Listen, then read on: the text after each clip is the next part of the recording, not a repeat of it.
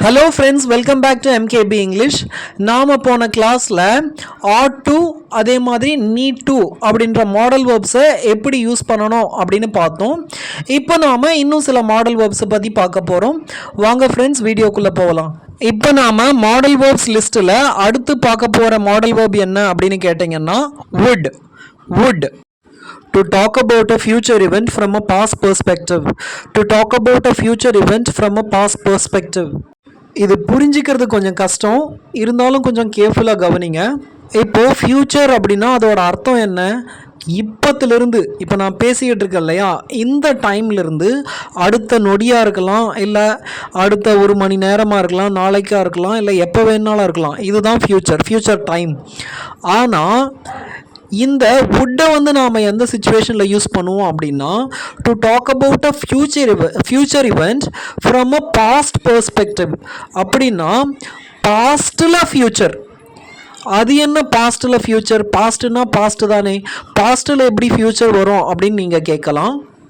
இப்போ இந்த எக்ஸாம்பிள் சென்டென்ஸை கவனிங்க. she said that she would help me. எனக்கு உதவி பண்ணுவேன் அப்படின்னு அவ சொன்னா அப்படின்னு அர்த்தம்.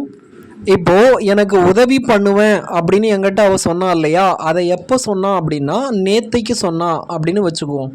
அவ நேத்தைக்கு எனக்கு உதவி பண்ணுவேன் அப்படின்னு சொன்னா. என்னதான் இந்த விஷயத்தை அவள் எனக்கு சொன்னா இல்லையா, என்னதான் இது பாஸ்ட் டென்ஸாக இருந்தாலும், அதாவது நேத்தைக்கு சொன்னாலும், அவள் அதை சொல்லும்போது நான் உதவி பண்ணுவேன் அப்படின்னு ஃப்யூச்சரை இண்டிகேட் பண்ணுற மாதிரி அவள் சொல்லியிருக்கா. நான் உனக்கு உதவி பண்ணிட்டேன் அப்படின்னு அவள் பாஸ்ட் டென்ஸில் சொல்ல, நான் உனக்கு உதவி பண்ணுவேன் அப்படின்னு நேத்தைக்கு அவள் ஃப்யூச்சரில், அதாவது உதவி பண்ணுவேன் அப்படின்னு நேத்தைக்கு அவள் சொல்லியிருக்கா. அதனால தான் இங்கே வுட் அப்படின்ற மாடல் வேர்ப் வந்திருக்கு. இதை தான் ஃப்ரெண்ட்ஸ் நாம் பாஸ்டில் ஃப்யூச்சர் அப்படின்னு சொல்லுவோம். இந்த மாதிரி பாஸ்டில் ஃப்யூச்சரை இண்டிகேட் பண்ணி சொல்லும்போது இந்த வுட் அப்படின்ற மாடல் வேர்பை நாம் யூஸ் பண்ணுவோம். இப்போது வுட் அப்படின்ற மாடல் வேர்பை வேறு எந்த சுச்சுவேஷனில் யூஸ் பண்ணலாம் அப்படின்னு பார்த்தோன்னா, இஃப் கிளாஸில் நாம் வுட் அப்படின்ற மாடல் வேர்பை யூஸ் பண்ணுவோம். இஃப் கிளாஸில் மொத்தம் 3 டைப் இருக்குது. இதில் டைப் 2ல் தான் நாம் இந்த வுட் அப்படின்ற மாடல் வேர்பை யூஸ் பண்ணுவோம். இஃப் கிளாஸில் டைப் 2வை நாம் எந்த சுச்சுவேஷனில் யூஸ் பண்ணுவோம் அப்படின்னா, நடக்க பாசிபிலிட்டியே இல்லாத ஒரு விஷயம் வந்து இமேஜினரியாக தான் பாசிபிளாக இருக்கும், ஆனால் ரியலாக வந்து அது பாசிபிள் கிடையாது. அந்த மாதிரியான சுச்சுவேஷனை தான் நாம் டைப் 2 சுச்சுவேஷன் அப்படின்னு சொல்லுவோம். If I could fly, I would visit every country. If I could fly, I would visit every country.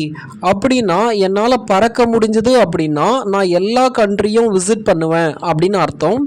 இங்கே என்னால் பறக்க முடியாது, அது ரியலாக நடக்கிற ஒரு விஷயம் கிடையாது, ஆனால் நான் கற்பனை பண்ணிக்கிறேன், இமேஜின் பண்ணிக்கிறேன். இந்த மாதிரியான சுச்சுவேஷனை தான் நாம் இஃப் கிளாஸில் டைப் 2 சுச்சுவேஷன் அப்படின்னு சொல்லுவோம். இங்கே இஃப் ஐ குட் ஃப்ளைக்கு அடுத்து I would visit every country. இங்கே ஐக்கு அடுத்து வுட் வந்திருக்கு பார்த்தீங்களா. இந்த மாதிரியான சுச்சுவேஷனில் தான் இந்த வுட் அப்படின்ற மாடல் வேர்பை யூஸ் பண்ணுவோம். இங்கே நான் இந்த டைப் 2 சுச்சுவேஷனை கம்ப்ளீட்டாக எக்ஸ்பிளைன் பண்ணலை. இஃப் கிளாஸ் மேலே டைப் 1, டைப் 2, டைப் 3 இந்த 3 சுச்சுவேஷனையும் எக்ஸ்பிளைன் பண்ணி நான் ஒரு வீடியோ போடுறேன். இப்போதைக்கு இந்த வுட் அப்படின்ற மாடல் வேர்பை இஃப் கிளாஸில் யூஸ் பண்ணுவாங்க அப்படின்னு தெரிஞ்சுக்கோங்க. If I could fly, I would visit every country. இப்போ வுட்டை யூஸ் பண்ணுற இன்னொரு சுச்சுவேஷனை பார்க்கலாம். நாம் பாஸ்டில் ஒரு விஷயத்தை தொடர்ந்து செஞ்சுக்கிட்டு இருந்தோம், ஆனால் இப்போ அதை செய்கிறதில்ல. இப்போ எக்ஸாம்பிளை சொன்னேன் அப்படின்னா உங்களுக்கு நல்லா புரியும். When I was a child, I would eat ice cream every Sunday. When I was a child, I would eat ice cream every Sunday.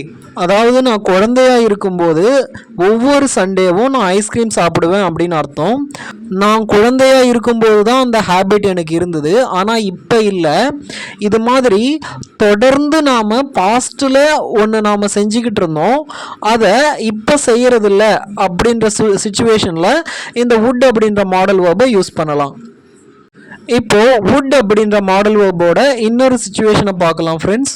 நாம் பொலைட்டாக ஏதாவது ரிக்வெஸ்ட் பண்ணும்போது, இல்லை மற்றவங்களுக்கு நாம் பொலைட்டாக ஆஃபர் பண்ணும்போது இந்த வுட் அப்படின்ற மாடல் வேர்பை நாம் யூஸ் பண்ணலாம். Would you like some tea? would you like some tea அப்படின்னா உனக்கு டீ வேணுமா அப்படின்னு பொலைட்டாக நாம் டீயை ஆஃபர் பண்ணுறோம் அப்படின்னு அர்த்தம். இங்கே would அப்படின்ற மாடல் வேர்பை கொஸ்டினோட முதல்ல யூஸ் பண்ணணும், கடைசியில் கொஸ்டின் மார்க் யூஸ் பண்ணணும். would you help me with this would you help me with this அப்படின்னா நாம் மற்றவங்களை உதவி செய்ய முடியுமா அப்படின்னு பொலைட்டாக கேட்குறோம் அப்படின்னு அர்த்தம்.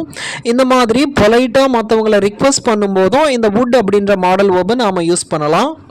இப்போது அடுத்த மாடல் வேர்பை பார்க்கலாம் ஃப்ரெண்ட்ஸ். அடுத்த மாடல் வேர்ப் என்ன அப்படின்னு கேட்டிங்கன்னா டேர். இந்த டேர் அப்படின்ற மாடல் வேர்பை நாம் எந்த சுச்சுவேஷனில் யூஸ் பண்ணுவோம் அப்படின்னு கேட்டிங்கன்னா, ஏதாவது ஒரு சேலஞ்சிங்கான விஷயத்த, ஒரு கரேஜ், தைரியமான ஒரு விஷயத்தை பற்றி பேசும்போது இந்த டேர் அப்படின்ற வேர்டை நாம் யூஸ் பண்ணுவோம். No one dare to go near the haunted house. No one dare to go near the haunted house. அப்படின்னா யாரோ அந்த பேய் வீட்டுக்கு பக்கத்தில் போகிறதுக்கு துணியலை, தைரியம் இல்லை அப்படின்னு அர்த்தம். I dare to ask him for help.